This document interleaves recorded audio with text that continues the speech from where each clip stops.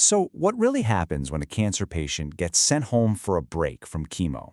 You probably picture some much needed rest, maybe a little recovery, but a 5-day diary from one patient shows us a completely different story. It's a reality of nonstop self monitoring, a huge physical struggle, and just this profound sense of uncertainty. All right, let's get into this and see what a break actually feels like.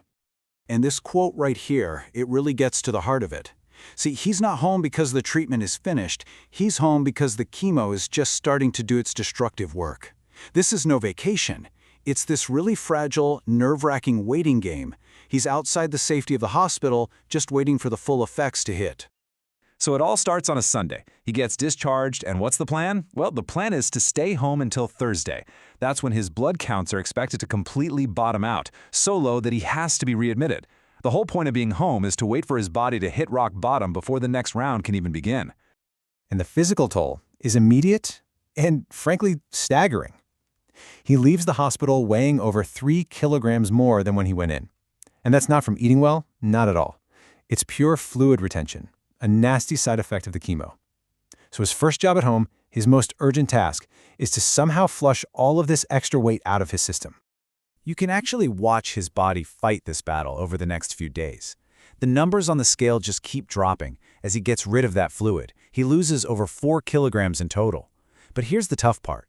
While it's a good sign his body is working, every kilogram he loses means he's getting weaker and weaker as the chemo's other effects really start to dig in. While he's at home, he basically has to become his own nurse, juggling these 3 critical metrics. First, his white blood cells, his infection fighters. They're okay for the moment, but he has to give himself injections to boost them.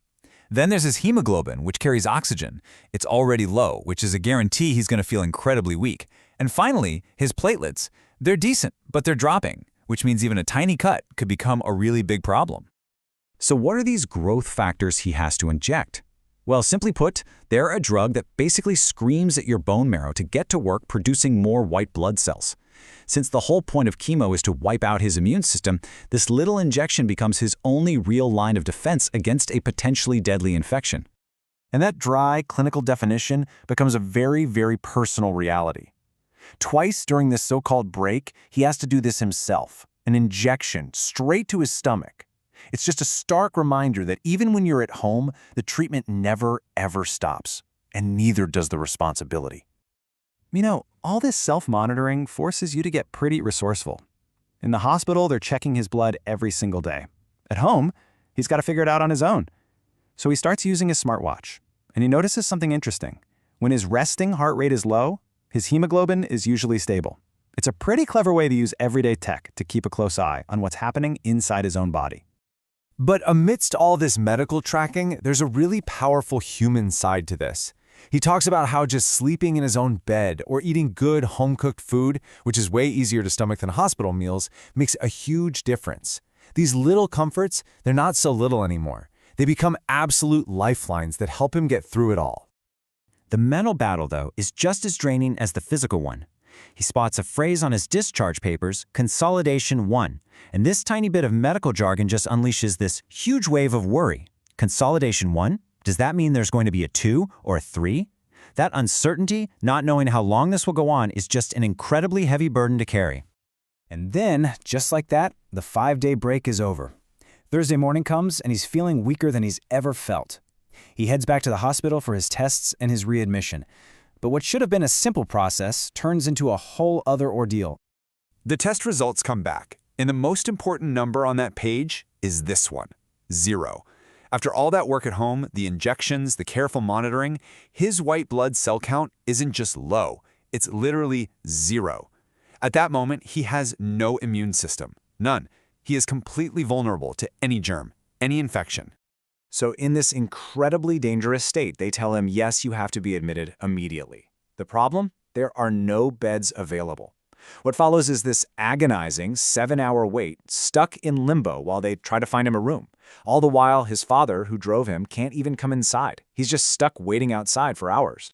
And that's the breaking point. The combination of the physical weakness, the absolute terror of having 0 immune defenses, and now the stress of this bureaucratic nightmare, it's all just too much.